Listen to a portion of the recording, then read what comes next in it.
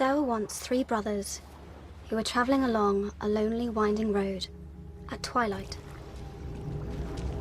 In time, the brothers reached a river too treacherous to pass.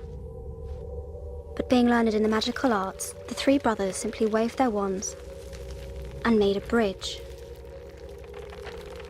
Before they could cross, however, they found their path blocked by a hooded figure. It was Death, and he felt cheated. Cheated because travelers would normally drown in the river, but Death was cunning. He pretended to congratulate the 3 brothers on their magic, and said that each had earned a prize for having been clever enough to evade him.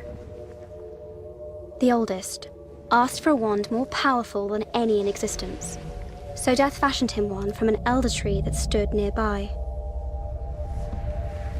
The second brother decided he wanted to humiliate Death even further, and asked for the power to recall loved ones from the grave. So Death plucked a stone from the river and offered it to him. Finally, Death turned to the third brother.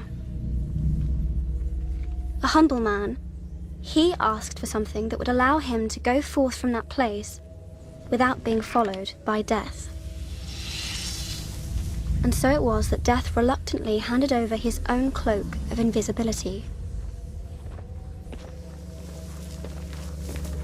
The first brother traveled to a distant village, where with the elder wand in hand, he killed a wizard with whom he had once quarreled. Drunk with the power that the elder wand had given him, he bragged of his invincibility.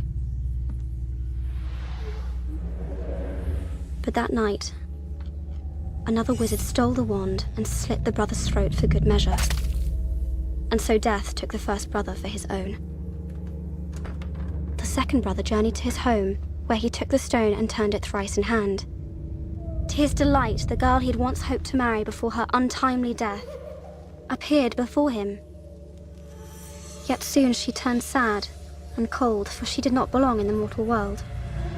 Driven mad with hopeless longing, the second brother killed himself so as to join her.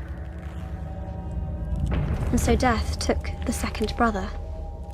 As for the third brother, Death searched for many years but was never able to find him.